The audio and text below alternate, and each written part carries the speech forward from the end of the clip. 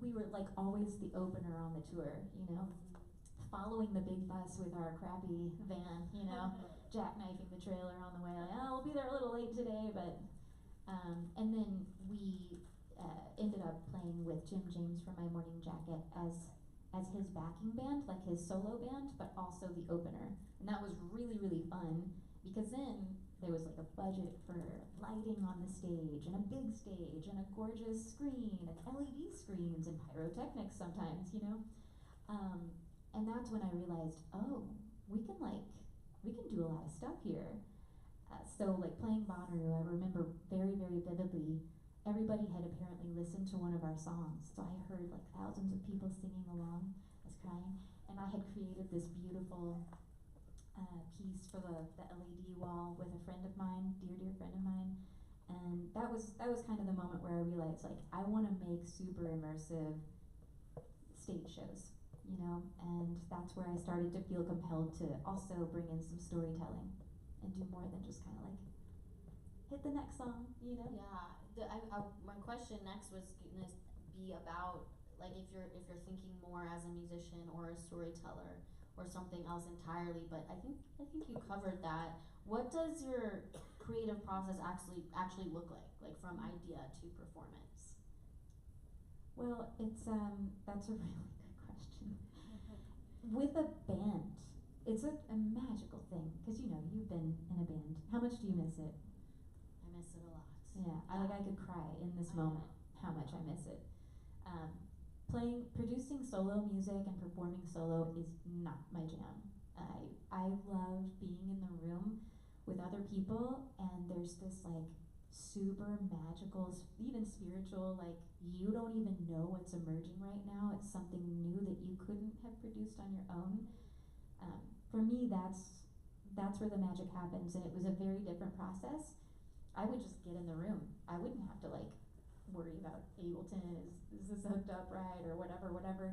I would just show up with my body and know, like, there's gonna be instruments in the room and we're gonna listen to each other and it's gonna be epic. I miss that, but there is also a magic to having this idea. It's like being an entrepreneur or, you know, an artist of any kind, where, ooh, there's a vision, or I'm hearing a melody. So typically for me, I'll sit down at the piano and I don't even have to think about it. Like, a new melody emerges every time.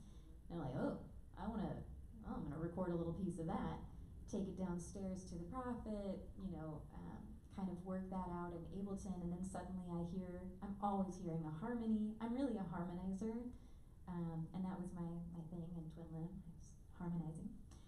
But then, you know, just build it up from there.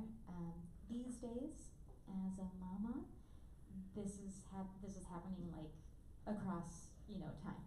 And sometimes I'll get 5 minutes, sometimes I'll take an hour, sometimes I'll set aside 2 hours on a Sunday and I'll get a whole piece completed. But yeah, it's changing these days, so. Let's talk about space, because just it's so much of what you told me is so wild. I don't know where you even want to start. I can ask specific questions, but maybe talk about how space even became a thing in your life. Yeah, guide us through that.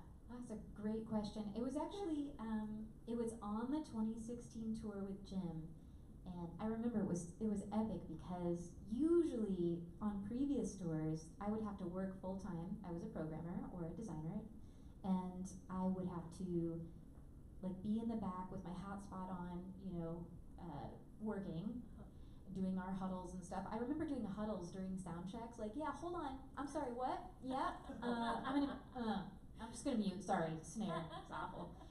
And anyway, when I wasn't doing that, I was driving the van, you know, we were our own roadies, we didn't have roadies. With the Jim tour, it was epic, because he got us a bus, like we had a bus, the roadies had a bus, it was incredible. I wasn't even allowed to touch my drums, which was weird. So I had all this time suddenly, and I didn't need to work the full-time job. And so I got actually kind of sick of listening to music all the time, which is weird, and I got into podcasts. I remember listening to planetary radio and hearing a podcast that expressed to me what the overview effect is. And it super stunned me. I was just like, because I just had this thought, you know, I had jumped off the bus at like 4 a.m. in Joshua Tree, and I looked up and saw the Milky Way, and it just, like a flood of memory came back to me, like being a young girl on the farm and looking up at the stars and wondering about the cosmos. So that happened to me, and the next day I was like, okay, I need to find a podcast and figure out, like, what have we been doing in space? Are humans in space right now? They were, and they have been for over 20 years, every single day that someone who is 20 or younger has been alive, someone has been living and working on the space station. That floored me. Then I learned that there was this incredible phenomenon, this cognitive shift that was occurring. When astronauts see our planet from space, they come back totally changed. We'll talk about it. It's part of my thing. So I remember being on stage, I think it was at the Palace that night in LA. I think that's the venue it was. And I remember looking out at the crowd and seeing this crowd. They looked like a sine wave because they were all just like moving together. And I was like, oh my God, I wish I could give to them some kind of like overview effect experience. That would be amazing. And that's where I got the bug. Now, when I got back from that tour, it had been, 4.5 years of touring, and we all just decided, like, we're a little pooped out. Like, let's take a break from this. And so I decided I wanted to see if the overview effect was real. So I took the van down to Cape Canaveral, and, like, I stayed at a skydive drop zone. Decided, maybe I'll be an astronaut. I'll learn how to skydive, and I'll interview astronauts at the same time. So I did all of that, and I learned that the overview effect was a very real thing, and I started to develop a stage show around it, which is part of, you'll see like the behind the scenes of that show during this workshop moment that we'll have in a bit. You were talking with astronauts too, right? I was right? talking with astronauts, and not only that, this is the crazy thing, I was recording all of the interviews. Eventually, and not long after, I decided I don't want to be a programmer anymore. I want to work in the space industry. I literally, I spent 2 weeks doing research, and the job that I found, the first one I got, and that was working for Bill Nye the Science Guy at the Planetary Society, producing planetary radio. This is what I'm talking about. This is crazy. This story is wild. Yeah. Mm-hmm. Yeah. To work on planetary radio and interview astronauts about the overview effect. That was the podcast that taught me about the overview effect. So it's nice to remember that and kind of go back and remember that magic is real. So thank you for asking. And you met your husband there, because what was he doing? My husband, so I had purchased a Dutchman light trailer, 35.5 feet. I wouldn't recommend it. But it was awesome, spacious inside for me. And I called it Carly, named after Carl Sagan. And I was, like I said, parked, it was camping full time near the launch pads. And it was right after the Falcon Heavy demo flight, which I saw with like Bill Nye and Buzz Aldrin, shoulder to shoulder, like we're squished in, like holding onto the railing. It was incredible. It changed my life. And the launch after that was the launch of TESS. And I was invited by a dear friend named Robin Seamangle to go to Preacher Bar in Cocoa Beach, which is like the iconic place that all the journalists go after a launch and all the engineers and stuff. And we were chumming it up, and there was a guy sitting over here. And someone says, hey, what are you doing? You live in a trailer and you're like chasing rocket launches around and interviewing astronauts? And I was like, yeah. And this guy pokes his head out and he's like, I live in a camper and I also camp around here and I'm chasing rocket launches as well. So it was love at first sight. I sold Carly. His camper is called Voyager 3, so got in his camper with its dog, and we started Cosmic Perspective back in 2018 and toured the US several times over. We would go to Wallops, Virginia for rocket launches. We would go to Vandenberg, California for rocket launches. We would hit Burning Man on the way back. We would do like a planetarium tour of our Cosmic Perspective show. And then we'd end up back in Cape Canaveral. And eventually moved to Starbase for a while, just documenting this crazy new space era that we're living in. So incredible.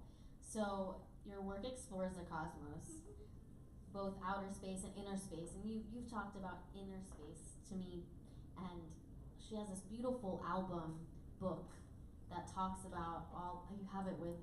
Oh, good. You guys will have to see this because there's technology connected to this album book, but she talks a lot about the inner worlds. Do you see your work as hope for people to feel or take away an experience beyond themselves? Yeah. It's a really interesting way to phrase it. I've never thought about it that way, and I've never really thought about what I want someone. It's so interesting because like I was just talking to my coworker over here about how I spend all day like in decks trying to express the why of what we're doing as a company, and I've thought a lot about this. Like, have you ever done that as a musician? Thought about the why? Why am I doing this? Yeah, I mean, I just always think about that first moment I started creating music, where for my answer is just like I had no other choice. Like, yeah, that's why. Well, that's always the answer, right? Yeah. Like it's not possible. Like you to don't explain. feel like you have another choice. There's you no have choice. to do it. Yeah, you can't express the why and try to, and nobody's gonna ask you. Like you don't ask somebody why they listen to music. You know. Mm-hmm. There's a really cool Alan Watts piece about why we listen to music. I was listening to it on the way here actually. But yeah, I've never really thought about what I want someone to feel. I'm always just exploring. Well, what do you feel? What do you feel? Yeah, I'm always just exploring, but I wouldn't say beyond myself.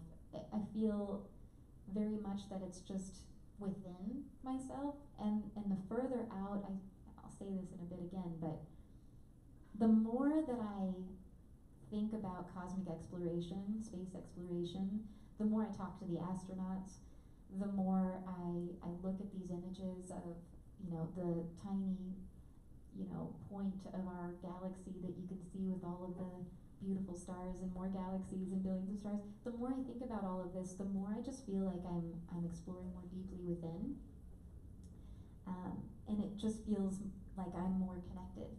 And I guess I do hope that other people feel that come through, that we're all part of this. It's an interconnected system. Mm-hmm. Did having a daughter and becoming a mother influence any aspect of your life? All aspects of my life have Yeah. been influenced by this incredible being. I'm blown away. I'm super stunned. It's wild. It's wild. It's wild. Yeah. I don't know how to express it. Everything has changed. Absolutely everything.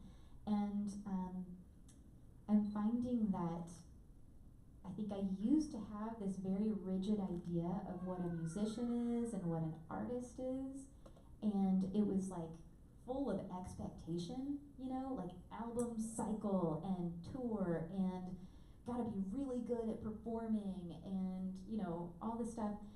Now I'm realizing like I don't have time for that, I can't do that. And for a while there it felt really sad, like, oh no, I'm grieving a period of my life that I can't explore really anymore.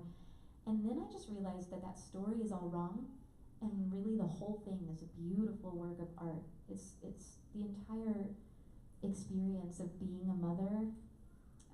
This is making me emotional, and like when I have those seconds of time to sit at the piano and she sits next to me, like that's what it's all for. It's not for the big fancy production or, man, and I know you're probably going to ask this question, but like thinking about AI as well, like it's clearly showing us that it's not about the end result at all. It's about the process of exploration. So she's really flipped my mind around on that. It's So for artists in this room, I guess what advice would you give about navigating a creative career? I know. It's an interesting time to be an artist, isn't it? Well, I would just say it's the same thing I would say to any human for anything, because it's the same thing I'm telling myself over and over every day.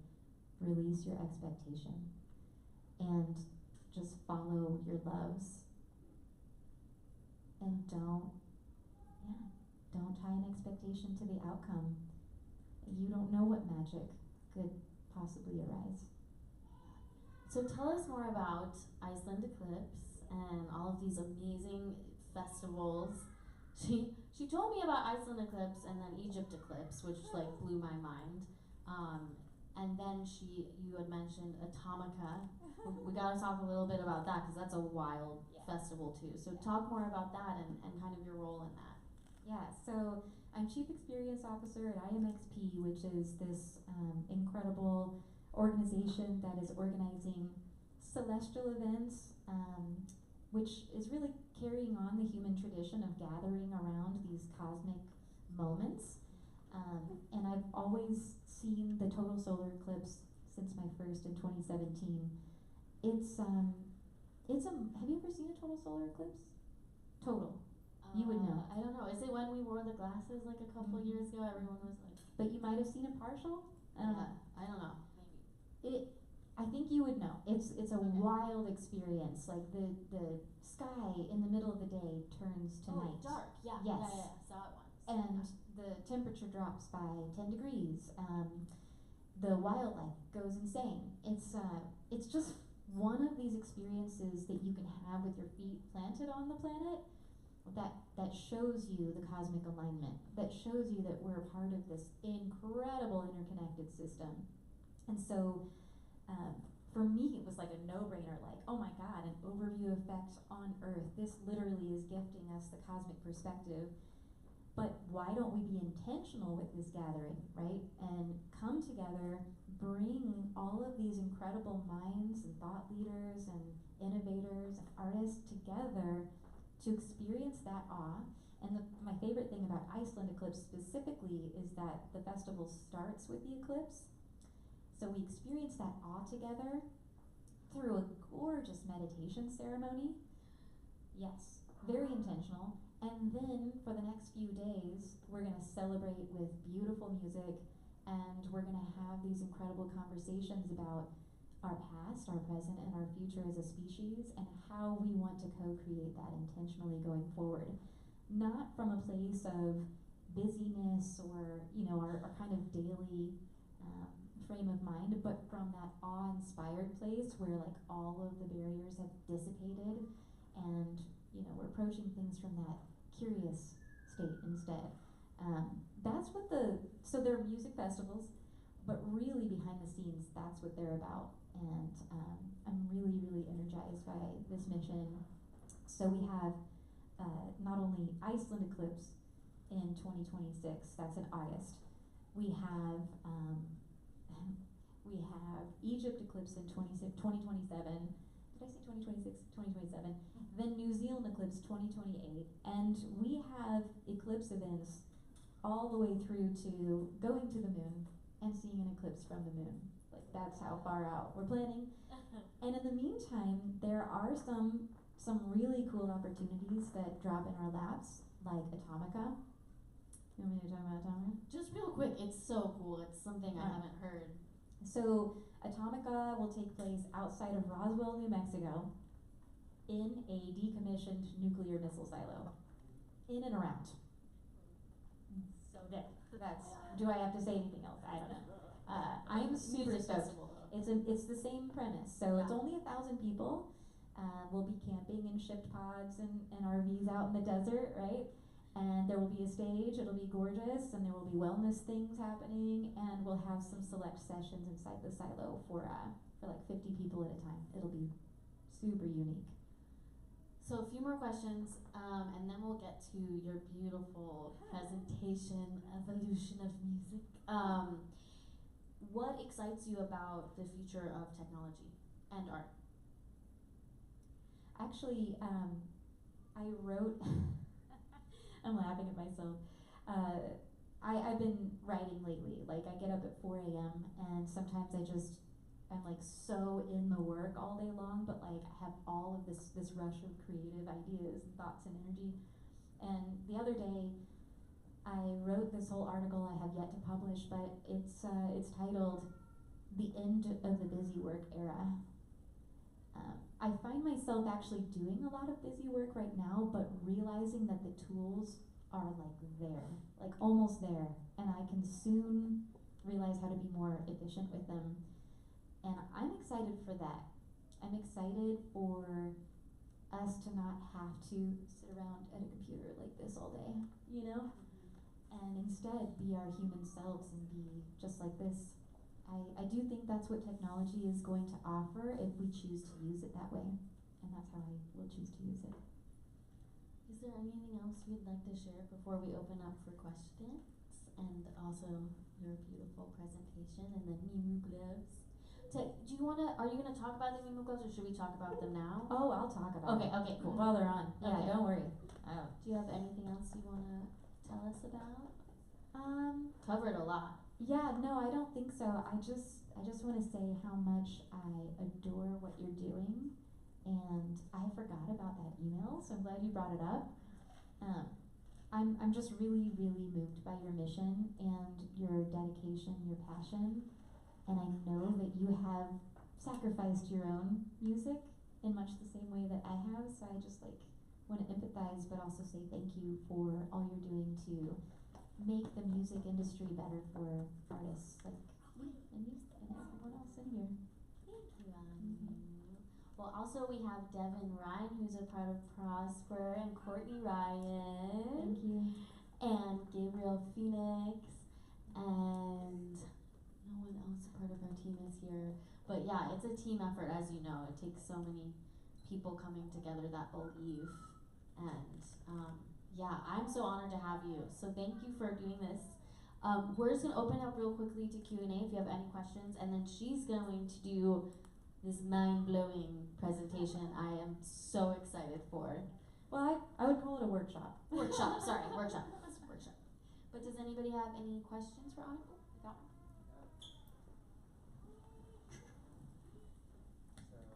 Hey Annu, I have a question for you. My name's Don. I'm gonna go by Don Perignon. I have a record label here called PH7, and it's not progressive house and melodic house music. I have a question. When was it in your artist journey that you were able to release Expectations, and how did that evolve? I'm working on it every single day of my life. It's a struggle. That's a big one for me. You get 10 steps further once you release it, right? Yeah. You don't even see it back here. Yeah, It's like, what do I release? Yeah. What do I focus on? Yeah, so with my band it was a lot easier because I had two other humans, with a voice in the room, and I trusted them entirely. One of them is an incredible producer. So it was easy to release. I was always excited. Like, I was like, can we release this yet? This is awesome. And as a solo artist, it was really hard because I just didn't feel like I was meeting that standard that I wanted. Are these the right songs? Is this the right order? Oh my goodness. But once it's out there, I get really excited and I get really behind it. And when I had a baby girl, all of that, like, I remember I had actually produced my first full-length debut album, and it was done, but I didn't have time to properly promote it, and I was like agonizing over how to properly promote it. Should I get a manager? Should I pay this person? Should I get a blah, blah, blah. I didn't do any of that. I had my baby. 6 months later, I was like, screw it, and I just hit publish from cdbaby or whatever.com, and it went out to all the streaming platforms. And then I made the book, and then I started to do some intentional things to share it. But yeah, it was just like, all right, it's out there. Now there's a body of work, and now I don't have to worry about the album cycles. Like, I'm thinking, why not just do singles and stuff online? What I just heard is you were able to release something and then get more intentional. Yeah, That's amazing. Thank you. Thank you for boiling it down.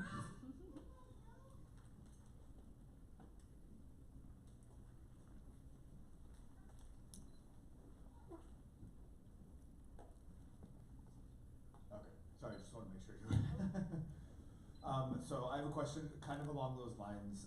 Also, my name is Miguel. I live here in Austin. I have a photography business, and I have a really big passion for for visual experiences and the way that visual experiences connect with humans, with humanity. And I've done most of my experience in the creative world has been kind of adding my touch to what other people's visions, kind of connecting to other people's visions, and the same with and pretty much everything I've done as far as anything creative, event management and coordination and things like that.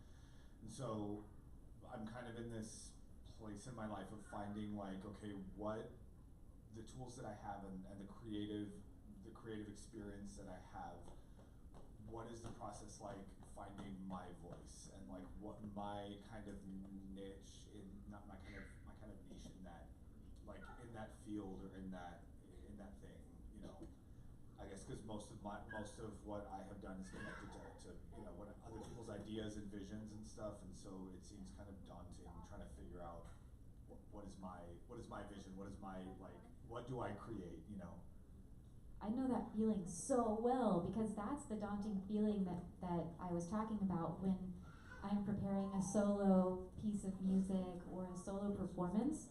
I feel really lonely, right? It is daunting because when you have other people in the room, you can play off that energy, and that's so fun for me. But you're right, I think that might be part of the reason why it's so daunting, because it's oh man, now it's just me. It's a super vulnerable thing. And it's just a process, and I don't think it ever ends. So I think realizing that it never ends and releasing the expectation and just enjoying the process of exploration is really the way to open yourself up to that, and you just have no idea what you're capable of or how different it might be than anything that you imagined or wanted to do before, because you're the solo input there. Yeah. Yeah, that's something I kind of, sorry. Oh no, go ahead. That's something I kind of, that is a bit, not off-putting, but just that part of seeing that the path that my creativity might take might not be what I thought it was, or what I had emotionally connected to. Because I know, you talk a lot about having changed kind of the way that you use your art and the different kinds of ways that you've interacted with creativity. Yeah. Yeah, question. it's a wild process. Yeah, I don't think that was a question, just kind of, yeah. Thank you. Yeah. Hey, how's it going? My name's Ellie. Hi, Annu. My little sister's name's Anna, so it's close. Cool. Yeah. I go by Elrose. That's my artist name. I'm curious. I heard you mention and talk about intentionality in your strategies in releasing. I guess for me, I'm sure a lot of people can agree. When I get on Instagram, I get a lot of artist advice, right? A lot of reels on the strategies and the things you need to do to be discovered and to get on playlists, and how many videos you need to have created before your single drops so that you can reach your right audience. I guess for me, my question is more around how do you draw the line, or what blend of strategy and intuition do you play with? For me, it's not my goal to be the most known artist in the world, but I am really interested in helping my potential listeners find my music. I think we all know with streaming, you have to do that. There's not an option. You can't just sit and wait. So I guess in that pursuit, what is your balance between real strategy and just basic intuition, what you think might work?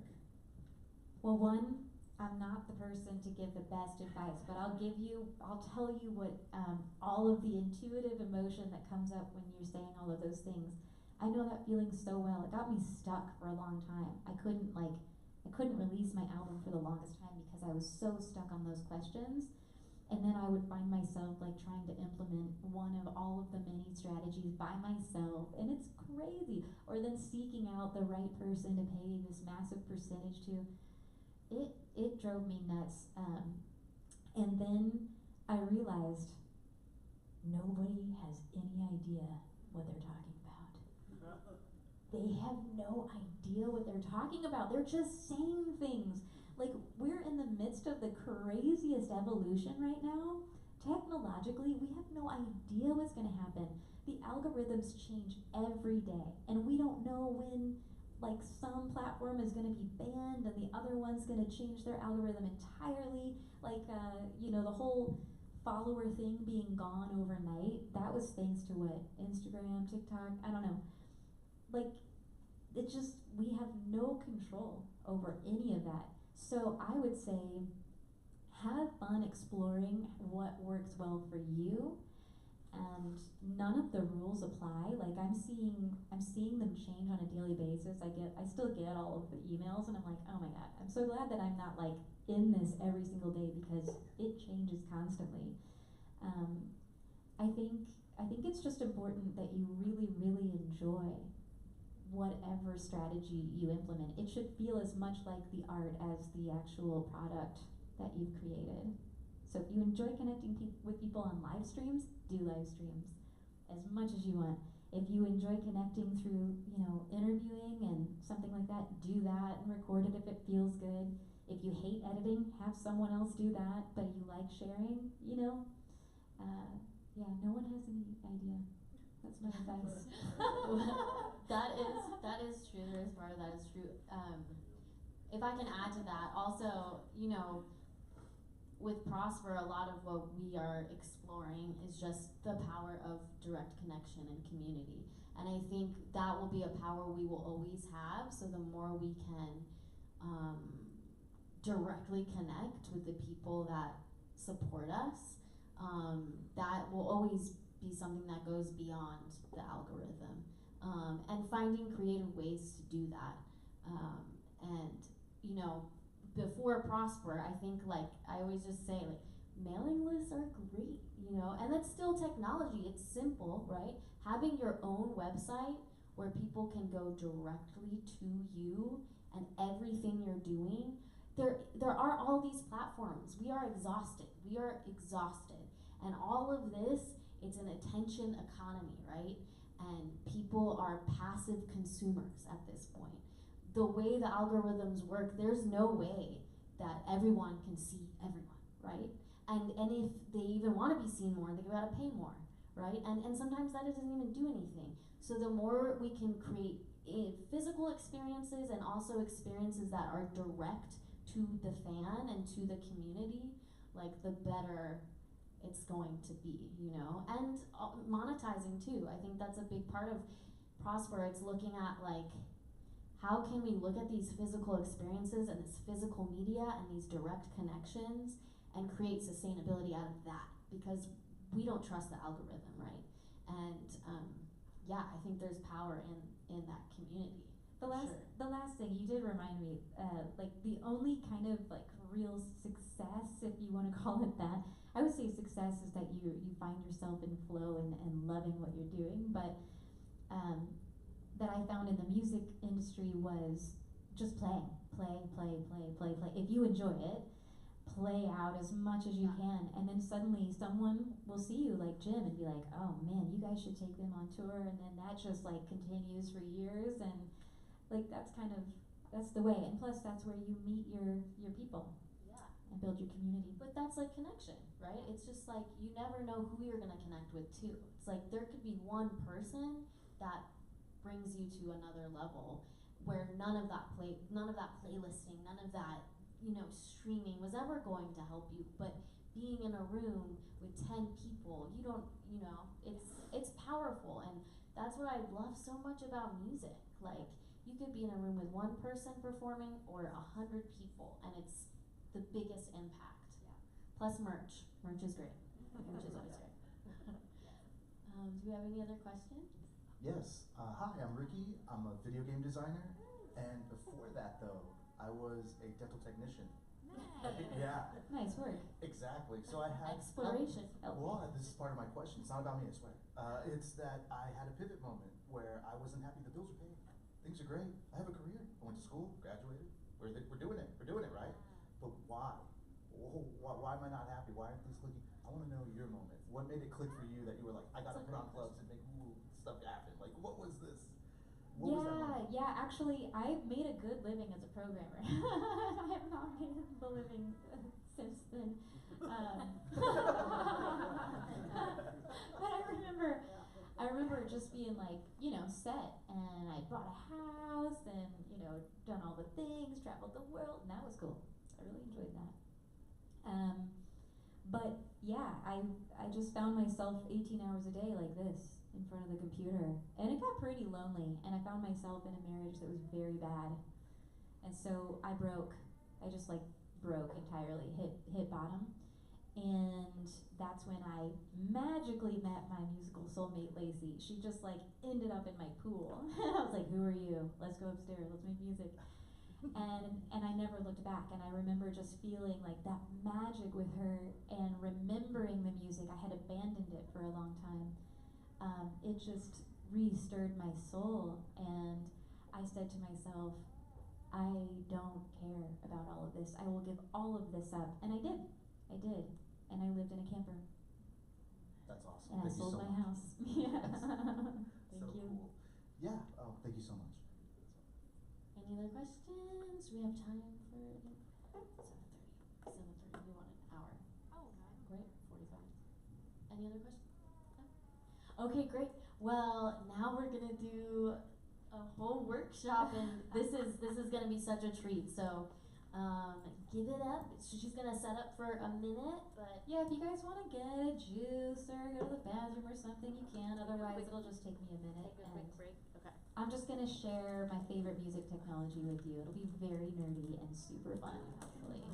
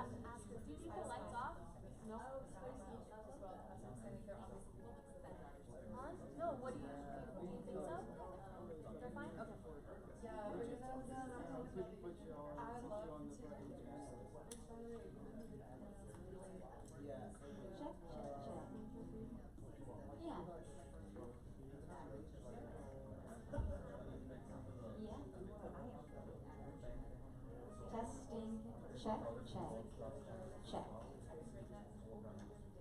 Test,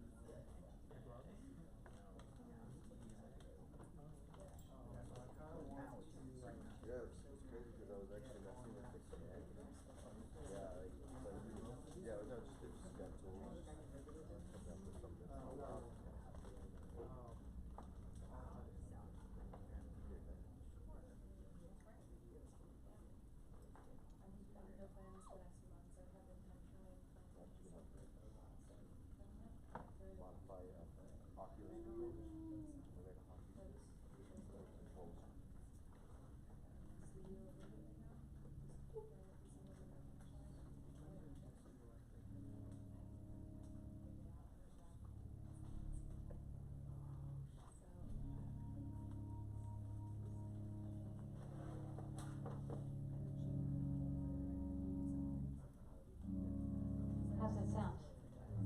Yeah. Pretty good? This is my favorite part about this technology. Hello, Heather. Is that I don't have to be anywhere near my computer in order to control it or anything in Ableton. I can be right here with everybody in the crowd. And I'm no longer stuck behind a wall of synthesizers or, remember, I don't like to be like this. So it's quite nice. I don't know if you can see, but in Ableton here, I'm just adjusting the filter on this sample that I'm playing with the pitch here in this glove. So I want to just quickly show you a couple things as I'm setting this up. This is a true workshop where I'm just showing you behind the scenes of my technology. The first thing that I have to do is I have to calibrate my gloves, because inside the fingers are bend sensors, and they're actually like paint chips. It's a really interesting technology.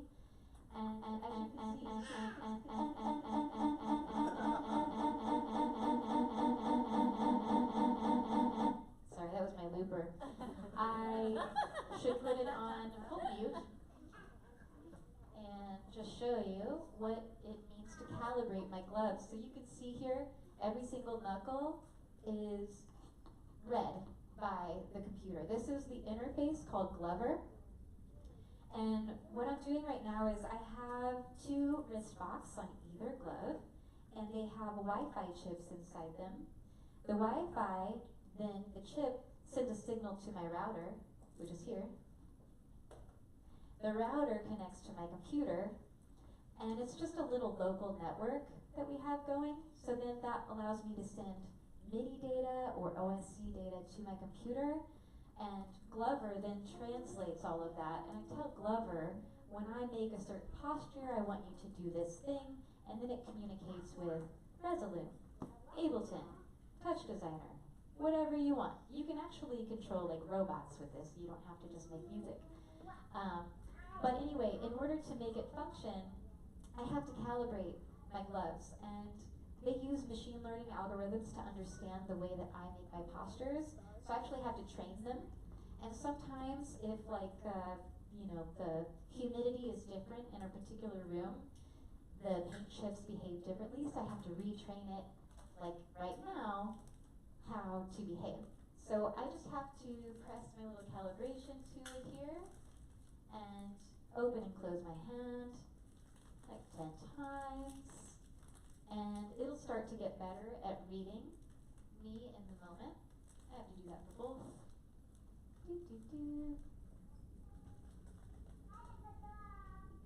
And then what I do is I just kind of test to make sure everything's reacting really well now.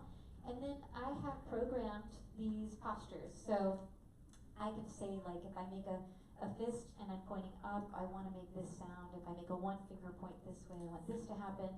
So you can make up whatever postures you want.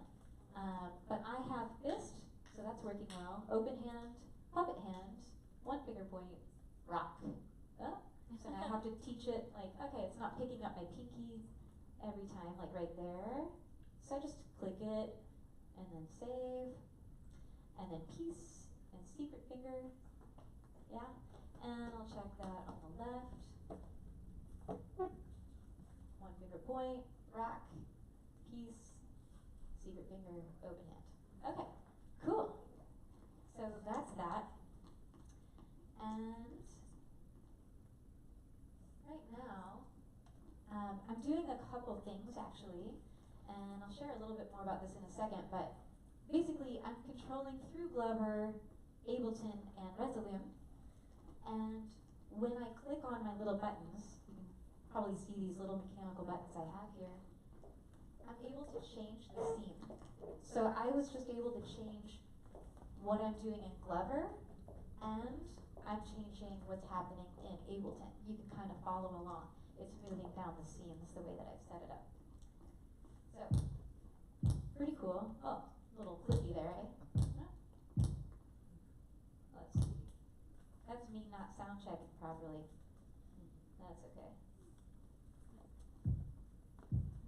So one thing I love about the gloves is that they allow me to get off the grid entirely. So it's like this super technology that erases itself and makes me feel more human, because I can just, let's see, I think I'm on my looper right now. Yeah, so let's say I just want to make a loop with no grid whatsoever. And let me turn on my reverb. There we go. Any effects?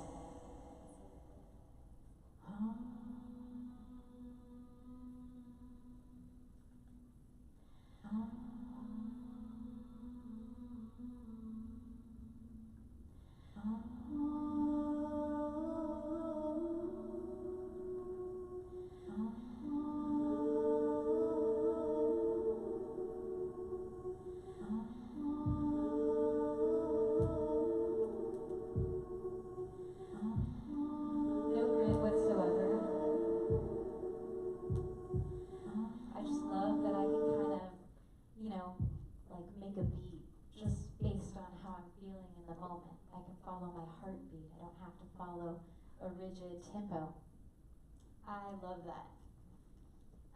Really cool. So the gloves are awesome. You guys, I love the gloves so much. I was a drummer for a good period of time, and when I got really, really into space travel, I became very sad realizing that you can't like take a drum kit to space because it's too big, it's too heavy. You can never do that. But these things are so cool. They have an IMU inside these, so there's a gyroscope, there's an accelerometer, so it can feel my drum hits. And like, I don't even remember where I put certain, there. I have to like move around, I don't remember. I know I always have my floor tom or my kick, whatever, there, my snare here, and sometimes I want to like, I don't know, two kicks. Sorry, I'm also playing the violin on accident. But, it's fun to be able to play drums as if you would if you were playing drums. But it's also more fun to think about things creatively. Like, I don't know, what if I like vogued? It doesn't have to be like playing drums. So that's for me what's so fun about this. It just unlocks this whole new level of creativity. And, just like, I don't know, what kind of weird beat might you come up with if you're just twirling around or something. So in addition to the accelerometer, the gyroscope allows me to say, like, if I face forward, like forward means nothing to Glover until I tell it. This is my forward right now. So I just pointed both hands forward and I clicked this button, and now I'm facing forward. Based on that information, it knows this is forward, so I can say when I put a one finger point forward, and I'll just click on this, so you can see the notes that I programmed here. Forward, up, left, right, back,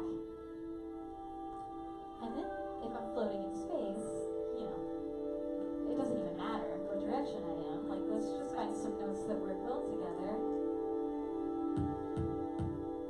So, very, very special. Now, I want to do something here. I'm going to change my display real quick. Is that what I want to do? No, I don't want to do that. I'm just going to bring this back over here. And I'm going to share, we're going to do a little storytelling. Yeah. Yeah, a little storytelling. So yeah, that's the anatomy of the glove. Meanwhile, so obviously I have been thinking a lot about the future of our species, the future of music technology, and what that opens up for us. And it naturally had me begging the question, well, where did all of this come from? What's the history of the evolution of music and musical instruments? And I found something incredibly fascinating. So I've been reading a lot of books from musicologists and learning that when we became a bipedal species and we started to walk on these 2 feet, we then would pick up the sticks and the stones and all of the things around us and we would create rhythm. And that's unique to us as humans.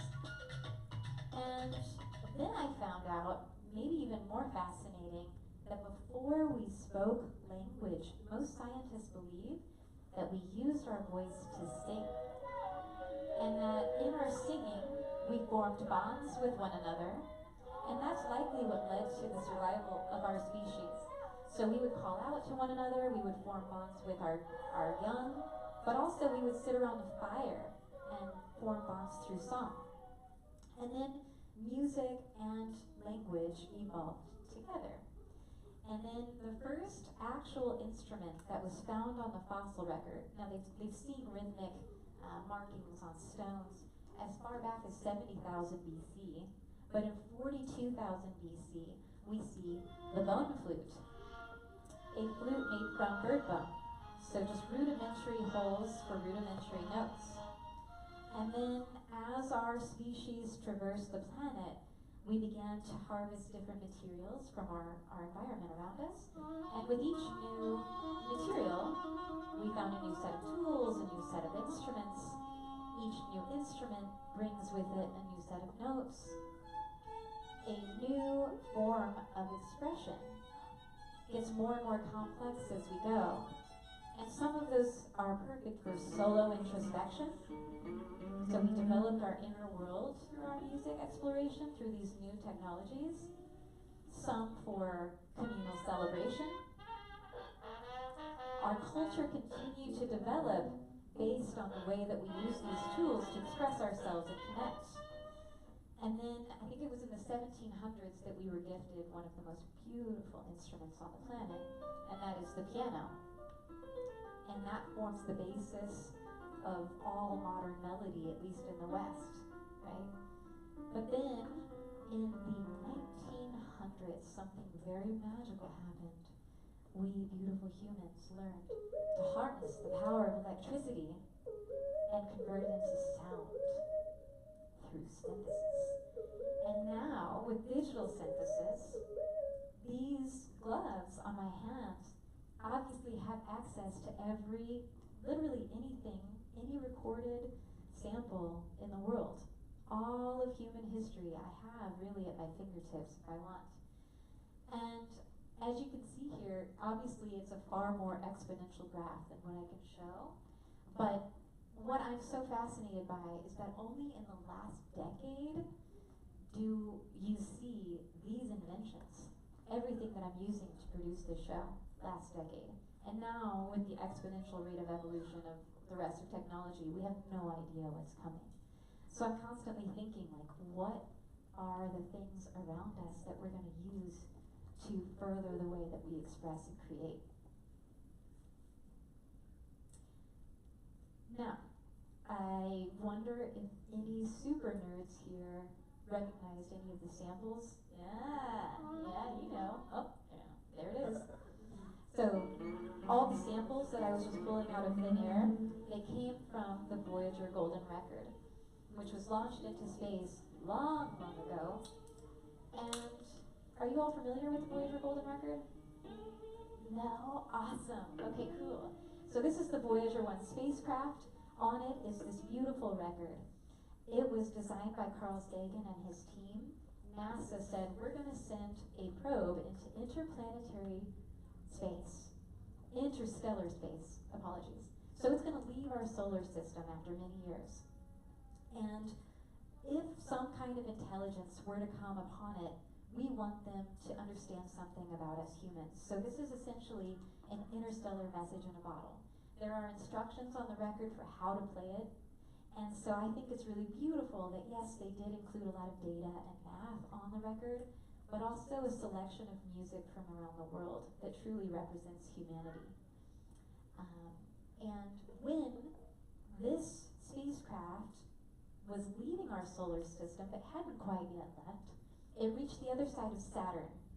And I remember Carl expressing how he wasn't sure how this was going to turn out.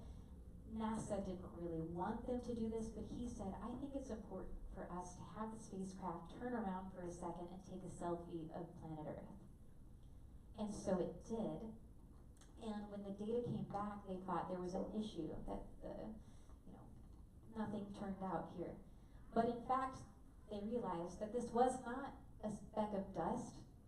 This tiny pixel-wide white image is planet Earth from the other side of Saturn. That is the famous pale blue dot photo.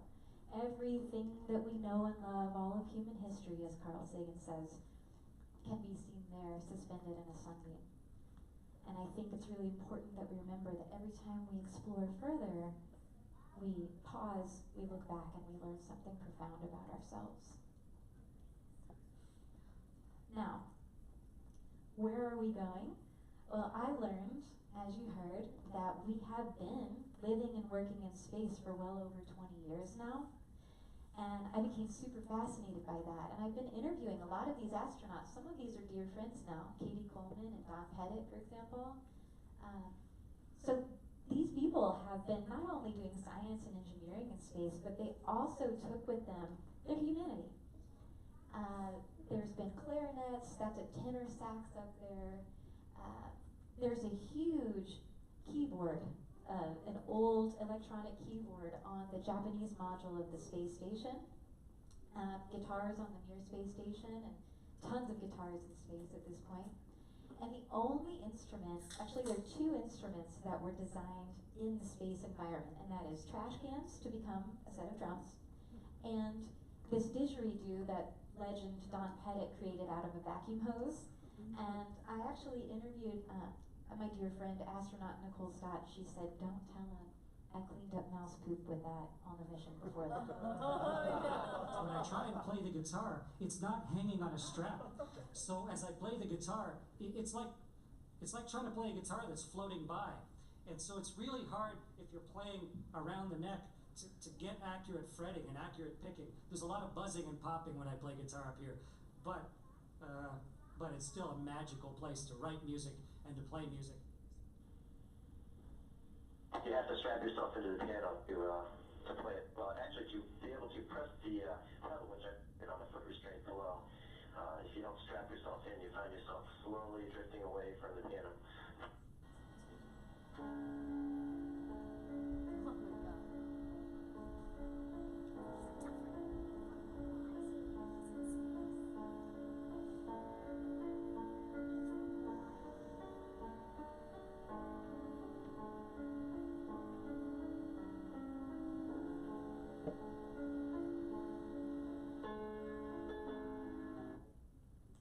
So I think it's a tragedy that that man was in space having the most incredible weightlessness, blissful experience, as it's been described to me many times, and he has to strap himself in to play the piano. That breaks my heart. I could not believe that.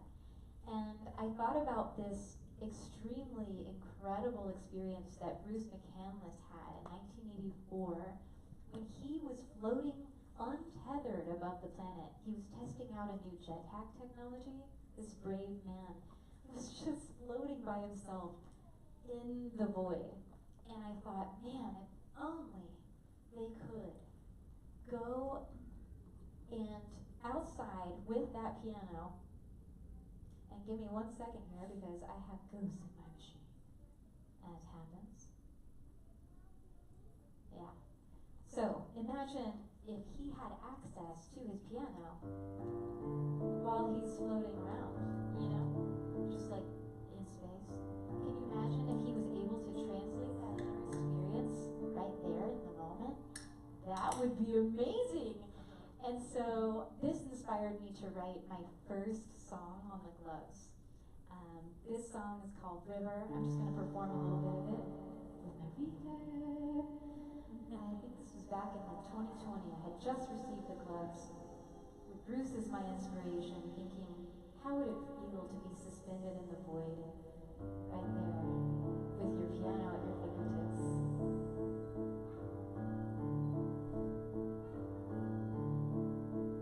On my way to the river, I know some things I don't lead me to the rocks and twins. No, I don't. I tried all. I lived in forests with the ground beneath my feet. I lived in forests under the canopy. Now I am wading into the water, and I'm learning to let go.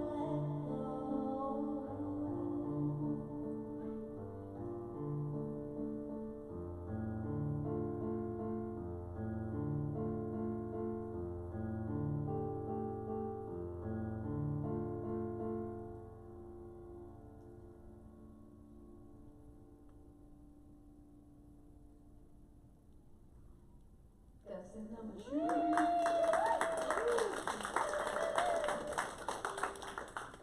Let's see. I think I've lost my control. That's alright. Yeah, so there's a little fun part where we just fade the synthesizer out. And we build it up. It's a fun way to build a song.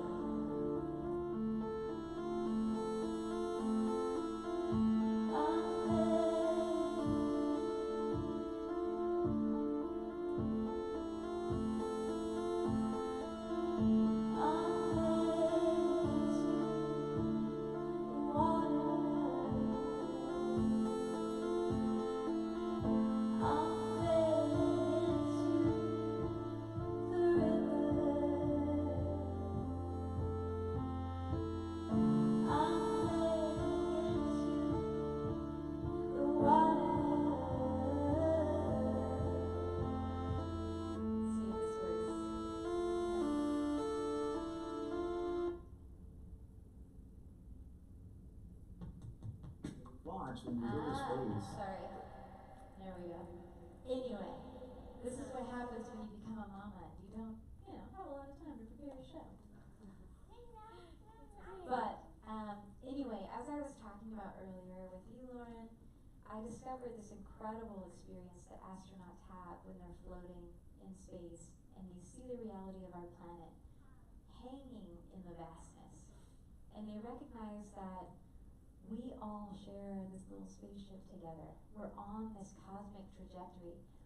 They leave with the identity of scientist and astronaut and engineer, and they return with a new identity.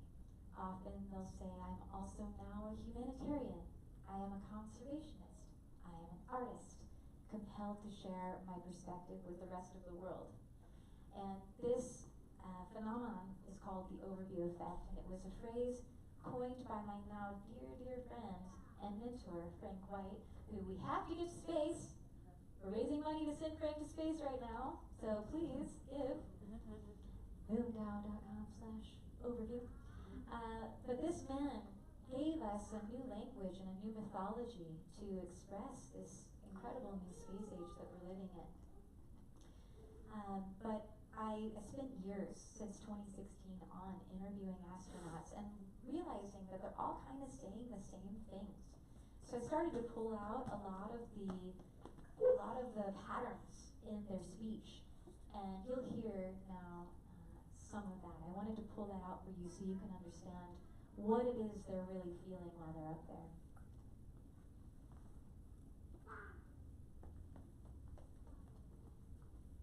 launch, when you go to space, you've trained so hard and so long for this. Technically, you are incredibly well prepared and ready. But it all happens so quickly, and you've done all these years of training, and in 8.5 minutes it's over. The part that you spend the most training time on. And you're going 17,500 miles an hour, and you're in space. 15 minutes into the flight, I raised my seat and kind of unstrapped, and I looked out the front window. I found that I was totally unprepared for this part of the flight. This was emotional, and I looked down on the continent, and I couldn't tell one country from the other because there were no borders, there were no boundaries. All that geography that I had studied, there was nothing down there to tell me anything at all about the divisions. It was just one big continent, and I wept. I mean, I literally cried because I was just overwhelmed. You know, that I thought I was all prepared, and I looked down there, and here it was. I wasn't prepared at all for that overwhelming emotional experience of seeing our planet from that perspective. The perspective that you have from low Earth orbit of our planet is just one of just complete awe of, first of all, how beautiful the planet is, and that there are no borders that you can see from space, that the atmosphere is so thin, and then literally every time you look out the window, you see something different and even more beautiful than the last thing you saw the last time you looked out the window, and it's always different. Every single time I flew, you always had this overwhelming realization that where I come from the planet, from that place, and you gotta do something to make it the way it ought to be. And every single day, it just became more and more obvious, as other people have said, that we're all on this spaceship together. But much the end of it, you can realize that, what are we fighting about? We're fighting about nothing, instead of working together to preserve this incredible planet on which we live. It's a life-changing experience. It shakes you at your core, and if you look at the world differently, it impacts everything you do. It shows us the true nature of our world. And once you understand the true nature of our world, then your choices will reflect that. In my heart, I was thinking that imagine if everyone had a chance to see this, and how it would fundamentally shift the way they think, they work, they live. You know, that sense of oneness that is so apparent when you're in space is something that has become my greatest desire to communicate to the world, to be able to erase these lines that divide us. They're not there, but they're in our minds and in our actions and in our interaction with each other. So if we can erase those lines and those boxes and those borders, I think this world will be a different place.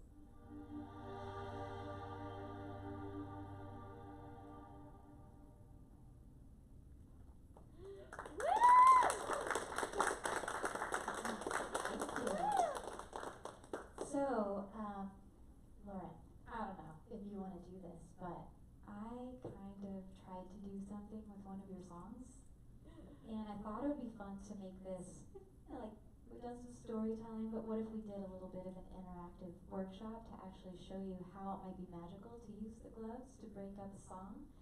Are you guys into that? Do you want to see? Oh, there's some big smiles happening. Okay, so we have to do that.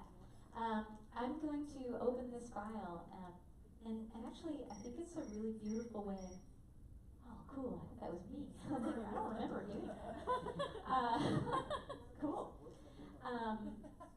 So the way that I did this, it's going to be pretty simple, but I asked Lauren for one of her songs and some stems, and she said, I don't have access to my stems actually, which is a thing that I have experienced in great agony over a course of years, where I'm like, please give me my stems, my mastered, my beautiful produced stems, and I rarely get access to them until like 3 years later when it's no longer super pertinent, letting go of expectations. But I took the beautiful AI tools in Ableton, and I separated the stems into 4. So it's not perfect, but I took Honey by Sloom, which is an amazing song that everyone should listen to immediately, and I broke it up a little bit, and I'll use this as a way to showcase how you can program the gloves. And then you can decide, you can come up here and sit in a nice comfortable chair, if you wish, and you can tell me how you would like to use the gloves to express yourself, and we'll program it in real time. What do you think? Me? Yeah? Oh. Yeah, you want to? Okay. No? Right now? Yeah. Oh, okay. Alright. I did not know this was happening. Are you happy? Yeah. Good. I don't think I've heard this song in a long time. Cool. So I thought we would just work with a really, really simple piece of the song, like kind of a bridge. Maybe I should move this a little bit. And I'm going to mirror my display so everyone can see what I'm doing here. Also, can we just take a moment to marvel at this Hubble ultra deep wide field deep field image? Are you familiar with this one? Okay, some people are. Every single point of light is not a star, but a galaxy containing billions of stars. We now know that almost every star has planets orbiting it, and there are more stars in our universe than grains of sand on our entire planet. That's the cosmic perspective that gives me not only a sense of responsibility and curiosity to explore, but also an immense gratitude that I find myself in this time and space with you, here. Anyway. Whoa, isn't she awesome? Okay, so here we have Ableton, and I'm actually going to have to optimize it for this screen, maybe. So here's what I've done. If I were to play this, it might be a little bit louder than the others. Not bad, right?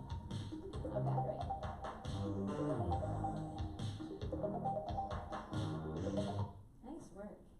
So what if we were to just recreate that, and only you, like you use the gloves to recreate the sound? And I'll help you out, don't worry, don't be scared.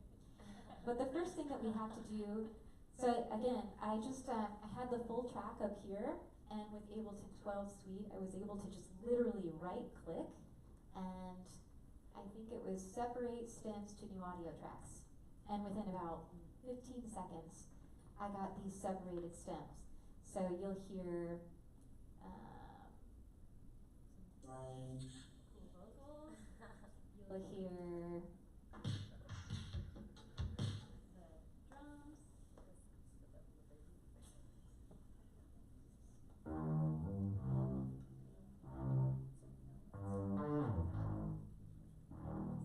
The bass and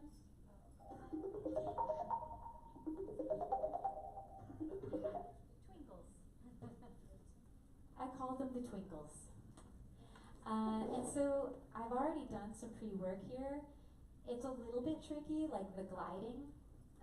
One way that I would actually recommend doing this is to find a VST, a synth that mirrors this, and then you can set a glide on it, and that way you can be like, you know, and the glide really works well with the gloves. It's awesome. But for this purpose, I just thought, okay, let's start with the bass. So I put that together, and my vocals there, sorry, maybe I should just, anyway. So I cut this right here, and then I just copied it, and if I hit tab, and I go to, where did I put it? Do I have it, or am I building it from scratch? That's possible.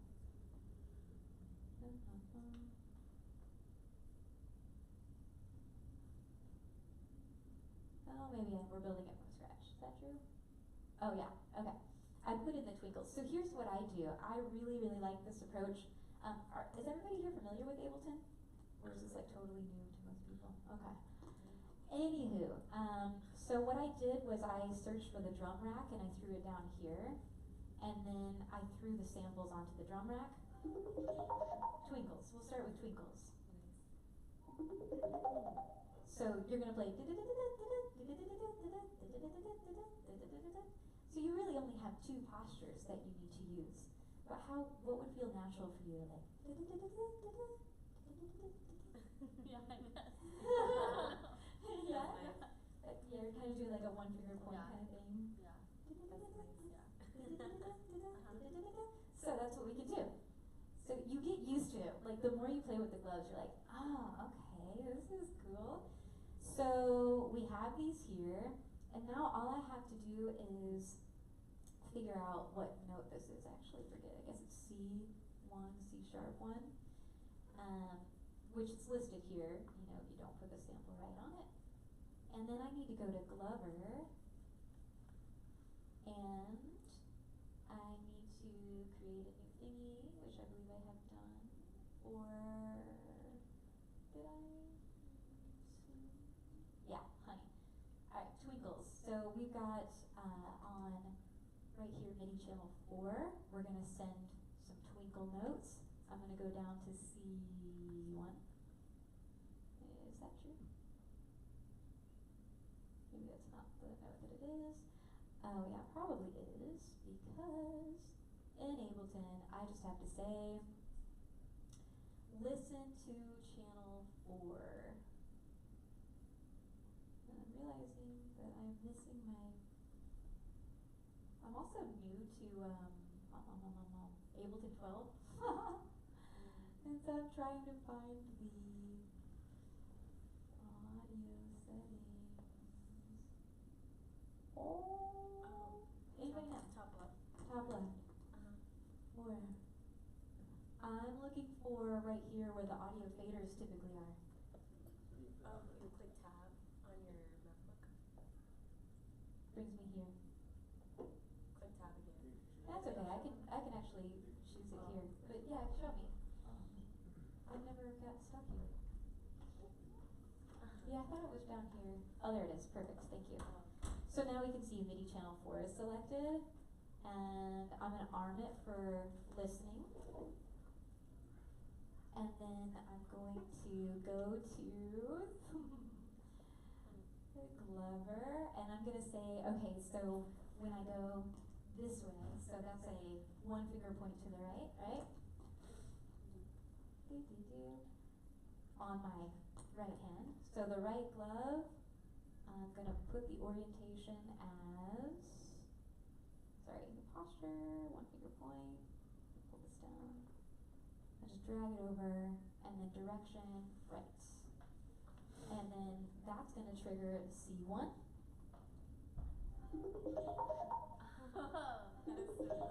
So now we're going to go to the left with the left hand on C1, C sharp.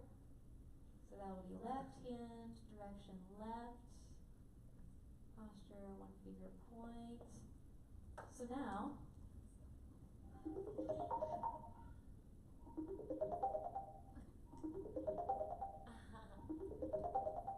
isn't that cool? You want to try it? Sure. It feels good. And then I'll do more. I'll do more things. It's kind of weird at first. Oh my god, that's so cool. My hands are tiny, and they have been used quite a lot. Yeah, here, hold this. And what you're going to feel is that I also have, there's haptic feedback in here.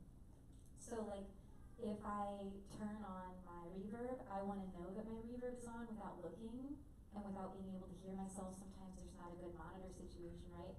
So I'll program some haptic feedback to pulse, like do a really strong pulse on my hand. So I'm like, cool, my reverb's on.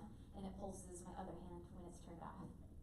So you might feel some of that. If you get jolted, that's what that is. So now I would recommend standing up, or you don't have to, but just kind of play with it. First thing you want to do, face forward and hit this button, and that means this is forward. So if you were to turn, you could say this is forward now. And now one finger point over here. Now to the right or left. Oh, we probably have to train it. Yeah, my one finger point is like this with my thumb in. Yeah. Everyone's different. It's probably, we have to train it. Yeah. Here, let's train it how you do one finger. How do you train gloves? So like this. Yeah, I think you're making an open pen right now and a rock right now. So make a one finger point on your right hand, like that. There you go. And then see it's getting confused, so I'm just gonna click this a few more times so that it understands yours. And if you wanna do it on the left. There you go. Oh my god. Super cool, right? So crazy. So for the bass, it's like really dramatic. It's like, like you could do, I don't know, like a secret finger is this, where you just, that's Imogen's favorite thing. So Imogen Heap is the one who like really developed this and designed the technology with my dear friend, the engineer who made the gloves, Kelly Snook, and this incredible team of software engineers, Adam Stark and friends. But she is the one who discovered secret finger is a really good way to get a very reactive thing to happen. It's like, it never fails. So yeah, just like that. And it allows you to kind of like show the crowd like this straight hand. It's kind of fun. So I would be like, wow, wow, wow, wow, wow. I don't know. What do you want to do? Yeah, that's fine. Yeah, I'll do that. Up? Okay. So we'll do the first bass note as up. Secret finger. That's addicting. So I just pulled the samples on here, as you can see. If I were to zoom in, you'd see I could change the way that this is done. I could change the fade out a little bit. It's not perfect, but it's pretty good. So, we'll do, see, that's your right hand, secret finger, direction. Did you want to do up? Yeah. Okay, up. Oop. And we'll go to C1. Right? Oh, and then I have to tell it to look for channel 2. And I have to arm it. There you go. This one. Yeah. And then I would say, because it goes, wow, I would go down on the left for the next one. So we'll do secret finger down. Alright? I swear this won't take much longer, but it will feel really cool when you can do the whole piece together. Left, down, secret finger. Alright. Now just go wheel and then down. So maybe, yeah. So like you can get really performative with it too. You can almost dance and like figure out where you want the start position and the ending position to be. Is it just that one? Right now it is. And then we have to decide where we want wow to go. Maybe it's out to the side. Okay. So next one I think is this.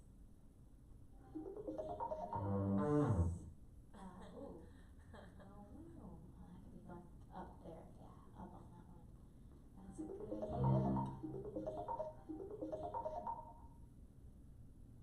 Up. Alright, now try the whole sequence. Wait. We can loop it later, but for now just do the secret finger down. Oh, this. Yeah.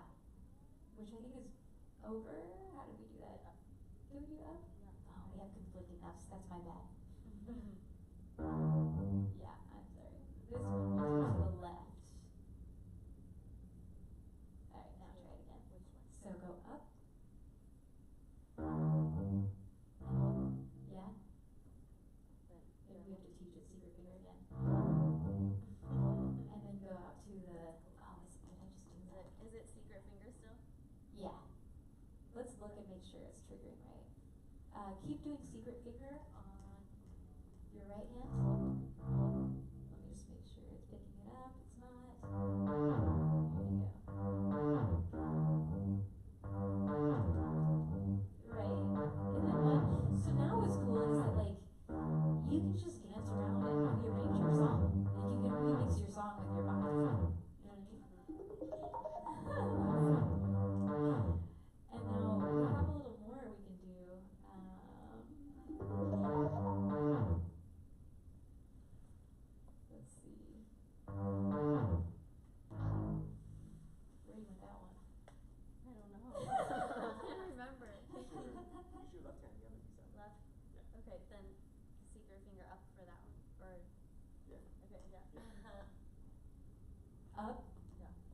we haven't done up yet on that?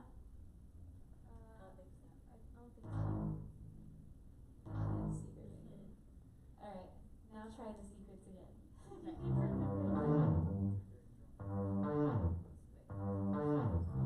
can't even remember what's the. I don't know. I forgot too. I know. That's the beauty of it. It's an unplayable thing. I think you went out. One finger out. Here. You go secret finger up on the right. That's your first one. For the base?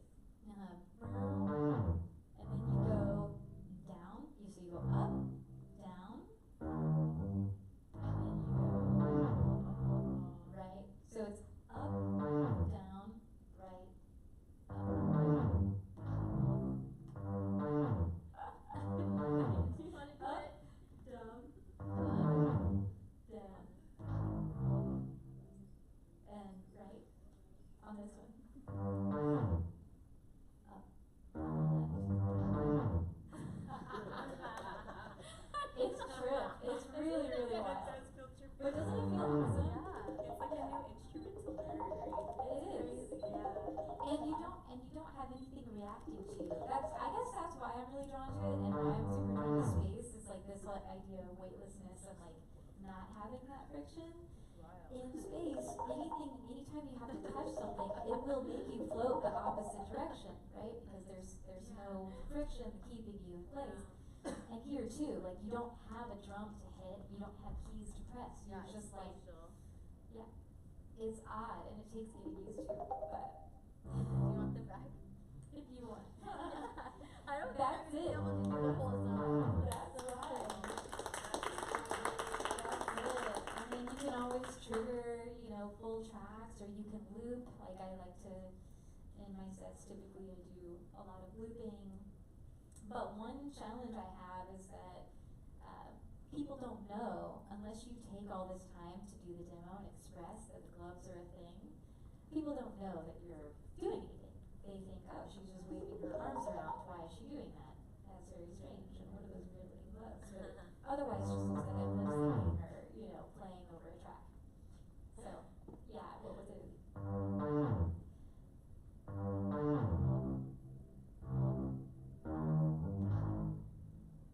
Oh, we didn't program the last one, which I would do over here. It's very cool. That's it. That's my gloves workshop. I just wanted to share my favorite music.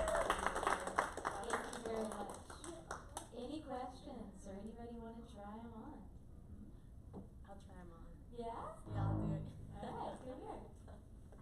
Are you a producer? Yes. Well, more so a singer performer. Amazing. I know how to produce, but it's not a thing. Here. She's trying on the glove. You just have to get your fingers in there. And I know that there's typically a town hall, so please don't let me like we could take this We have and about then or we can, we could just go until 8:45.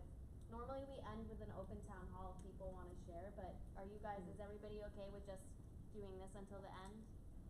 I'll have I we actually can have all one. I actually had an announcement that I wanted to make, but I'm Oh, not here, so announcement. might as Why don't I do the Okay, then announcements might while they as get set up? Huh?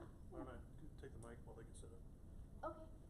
I love wearing this because I also have Michael Jackson on my arm here Yeah. as a tattoo, so this feels like If you can, feels good. let me also say, you can get one glove, you can get two gloves, or there is this incredible software that works with Glover. It's free, and you can download it on your phone. It's called Gliss, and you have a gyroscope and an accelerometer on your phone. You can literally do everything that I've done with the gloves with your phone, or free. You've got pads here, and look, you've got yaw, roll, and pitch, just like with the gloves. That's so cool. Yeah.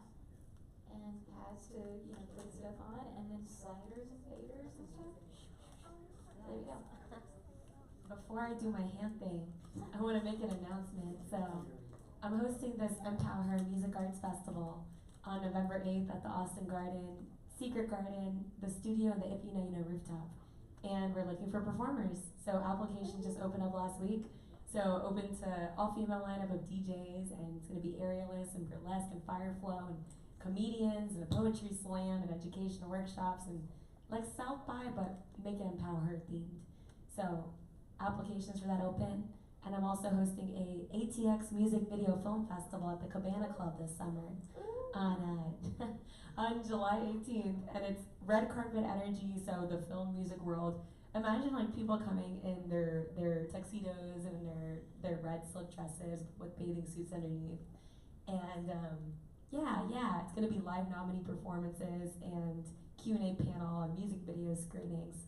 So, you know, anybody with music videos that want to submit, then the application just opened up last week. So music videos and performers I'm looking for. So you can come to me afterwards if you are one, or if we can connect. So, thank you. Anybody else want a town hall? Like, we can play over here in the corner, but like, obviously, I want the community to feel if we want to pass the empowered. mic around, because we only have like 10 more minutes and then we gotta.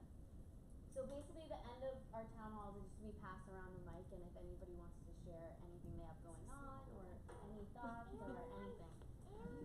You wanna? Okay, Rylan wants to say something. At the end. So you want to say something? This is the end right now. Yes. What would you like to say?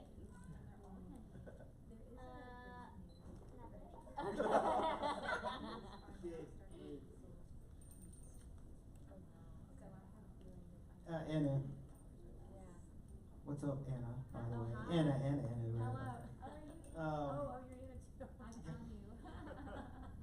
Hello. Have you seen anybody use this to control like DMX lighting? Yeah, a lot. Okay. Yeah. That's cool. Chagall is this incredible, I think she's German artist, really sweet human. She designed the interface to this. Everybody that like has something to do with the Mi.Mu Gloves actually uses them and designs them and engineers them. It's really cool community. And she has this really amazing lighting setup. She plays inside like a weird bulb of lights, and she controls DMX.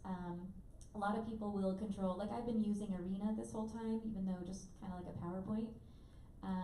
But a lot of people will control Touch Designer and play with faders and stuff, and really VJ with the gloves. Right. Yeah. I could see it even being used in like business settings and stuff like that. But yeah, so you could technically like do maybe DMX on one hand and MIDI on the other. For sure. Absolutely. Yeah, and this software uses OSC or MIDI by default, but you can really rig it to do anything. All right, yeah. Awesome. Yeah, that's so cool. By the way, give it up for Annu. Thank you so much for having me. I'm like, someone invited me to come talk about the gloves and nerd out about space. Like, alright, I'll leave my house for that. That's awesome. I'm also curious too, I want to ask you, so whenever you, I'm sure I'll ask it. So I wanted to ask too, so whenever you trained yourself to learn how to use these, was it like a whole workshop? Did it take you a while to train yourself, or did someone teach you? You know, if someone were to do the program and to program the movements into this, then yeah, like realistically, how hard was it? I don't know if I'm just like, because I have that programmer brain, I don't know if that's why it came so naturally to me. But also there are all these incredible presets, which is what I was just loading up for you. So the whole community, like you can see Chagall, Adam Stark, he's a software developer. A lot of like the stuff that Imogen originally used is in here. So we have this really cool library of presets that allows you to just throw them on, and you can just like feel what it's like. Like for example, the piano song I was doing where every knuckle is a different note on the piano, so it kind of feels like you're playing a piano. That came from Chagall's, wow, I've done a lot here. Whoa, Harp of Hope somewhere, here it is. Adam did the Harp of Hope. And it's like, he did it to where you just kind of play in the air and it feels like you're playing a harp. And I was like, oh, I can just turn that around, you know, visually, but it's the same exact thing, and just change the sound. And so the easiest way to get started is by experimenting with the presets. But we have a really robust Discord community, and we do calls every month, and I teach workshops, like I haven't in a while, but when there's a new influx of glovers, we'll all kind of host workshops and get everybody up to speed. It's really, really fun. Yeah. That's amazing. And have you found most people that have used these gloves have been all performers, or even like people giving speeches? Yeah. I would say performers are definitely attracted to it. It's a lot of like Imogen Heap fans that are like, I wanna loop my voice like that. Like Ariana Grande took them on tour, and she would do covers of hide and seek with them. And yeah, but I have seen a lot of, like I did a workshop in, it's kind of an accessibility workshop because these work so well for someone who, for example, doesn't have legs but wants to play a kick, wants to play drums differently. So we did a workshop just to see like what is it that you guys are wanting to do and how can we facilitate that. And they were a lot of artists. But I did find that once you put on the gloves and you start to use them, no matter what, you kind of become like suddenly this like dancey performer type. So cool. Yeah. That's amazing. Yeah. I aspire anyway. Love that. Yeah. I'm ready. Let's see. Let's do hard book.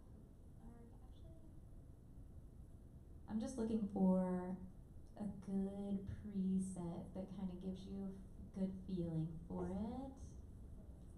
Although a lot of these were made with Ableton 10. So we'll see if it still works.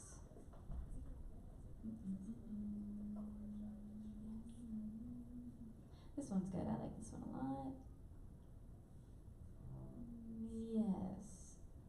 And oh, you know what? I don't know. Shoot, I'm just gonna have to give you one of my songs.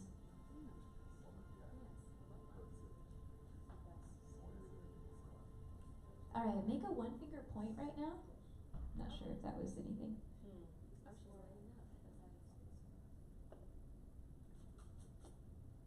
Actually, sorry, I was not set up for this, but I know we can make it work quickly. Ooh, let's do this. I know this works.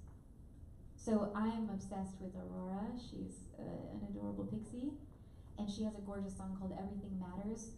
I do a nice stripped down version of it with the gloves. Yeah, so make a fist this way on your left hand. There you go. And your point forward and with both hands, and then click this button. Also, you'll see the LED color changes based on the instruments that I've selected. I've programmed them that way so that during the show I'm like, all right, I've got the synth or the piano is always this color. Yeah. Different colors. So now you can play the piano on this hand, and you can play like this. Use the fist however you want. I always put it at my heart because it feels good. This one right here. Let me turn it up. So the left one is the piano. Yeah. And then the right one is this program? Yeah, it is, but it's really quiet. Oh, that kick is There you go. It's quiet.